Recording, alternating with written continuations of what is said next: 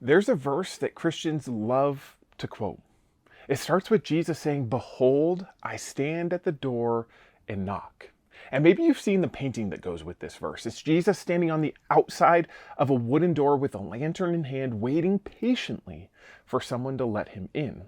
It's been on church walls for decades. It's been hung in Sunday school classrooms for as long as I can remember. And it's been used in altar calls, maybe more than any other verse.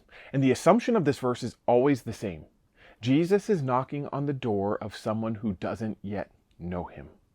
But the problem is, that's not who Jesus is addressing in this verse. You see, in Revelation 3:20, he's talking to people who've already think they've let him in. People who go to church, people who believe the right things, people who think they're solid with God, and yet he's standing on the outside of their door. And that's not a small detail that's hidden within the context of this verse, because what it's pointing at is that it's possible for us to think that we're close to Jesus, but still be completely disconnected from him. Without any dramatic falling away or even without a crisis moment, just slowly we drift away without noticing it. So what I want to do in this video is I want to take a closer look at this verse because I think it's a verse we cannot afford to miss. And I believe if we look at this verse, it'll help you grow in your faith right now. Let's start by looking at what it says. "Behold, I stand at the door and knock. If anyone hears my voice and opens the door, I will come to him and eat with him and he with me." Now, to better understand what Jesus is actually saying in Revelation 3:20, we have to understand the book it comes from. Because Revelation often gets treated like some prophecy decoder ring. People want to use it to map out the end times, to identify the Antichrist, to figure out where we're at in God's timeline. But this book opens with something much more immediate than that. Jesus dictates 7 letters to 7 real churches. These were real people with real problems and real dysfunction. And before he says anything about the future, he gets into some things about the present, about them, about the state of their own church. And Revelation 3:20 sits inside one of those letters to these 7 churches, and the church receiving it was in a city called Laodicea. Now, Laodicea was a wealthy city. It was prosperous, it was resourced, it was comfortable. And the people there, they had developed this kind of like pride. They were deeply self-sufficient.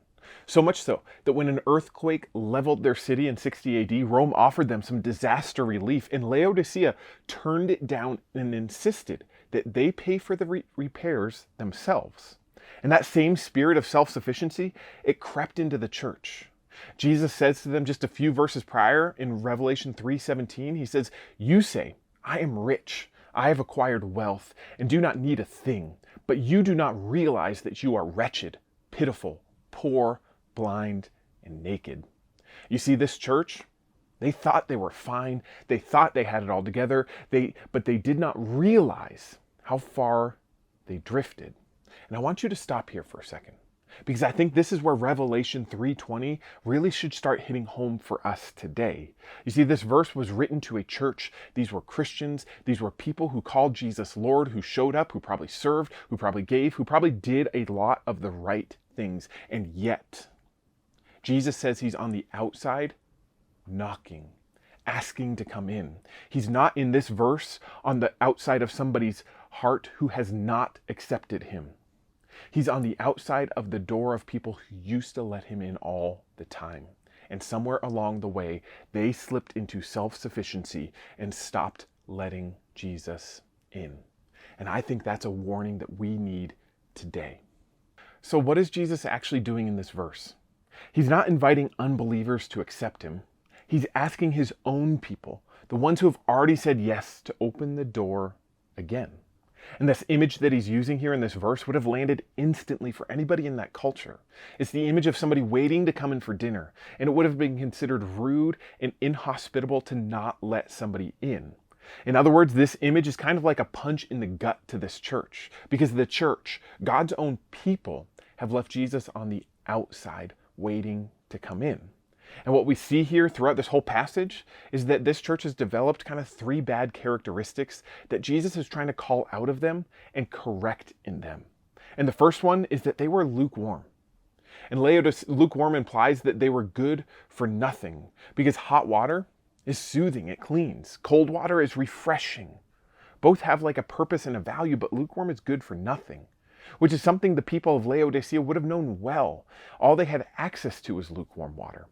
In this church, what they had done is they had given up their pursuit of Jesus and become ineffective.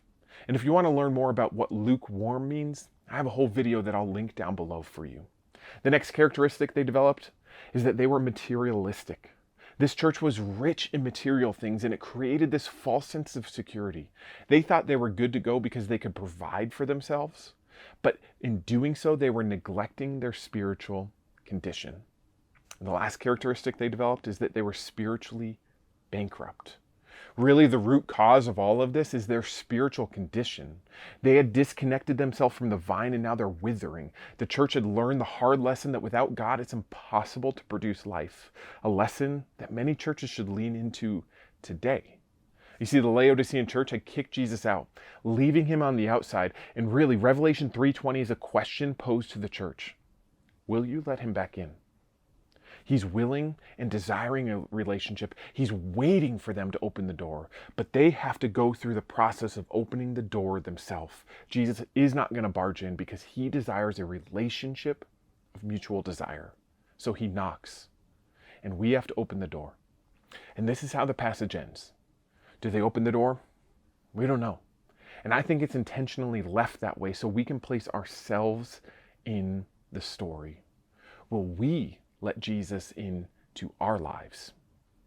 There's so much packed into this single verse, so I want to end by looking at 3 things we can learn and apply to our lives today. And the first thing Revelation 3:20 teaches us is that permission is sacred. You see, Jesus has the power to walk through walls, quite literally, and yet he's standing on the outside. And it's not because he can't get in.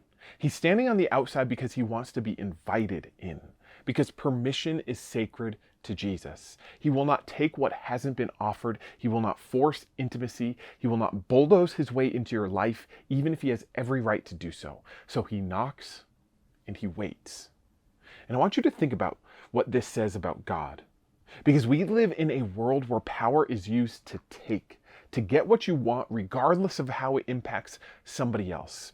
And here we have the creator of everything, the one who could demand access to anything, choosing to wait at the door of this church who is lukewarm, self-sufficient, and barely functioning.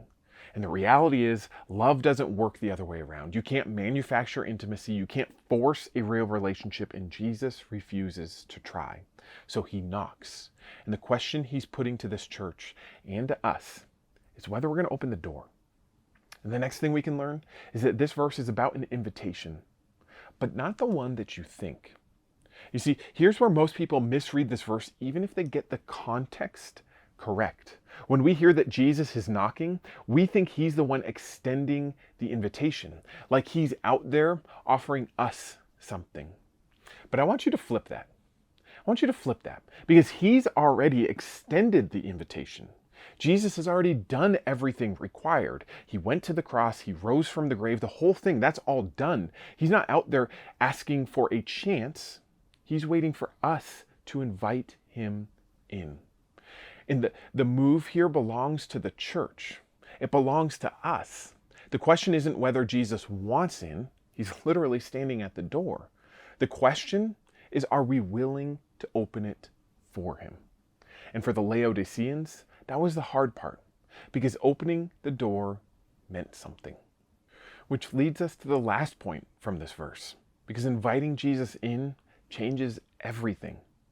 You see, inviting Jesus isn't just saying a prayer or raising a hand.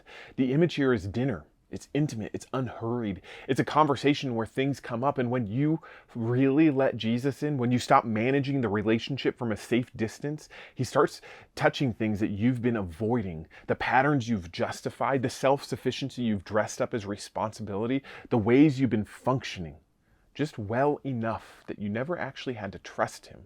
And that process is not always comfortable. And for the Laodiceans, I think that was the whole thing.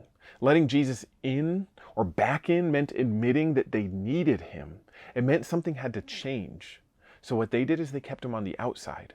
And I think I see that same habit in me, and maybe you see that same habit in you. We do the same thing today, not because we're always hostile to Jesus, but because we're comfortable how we are.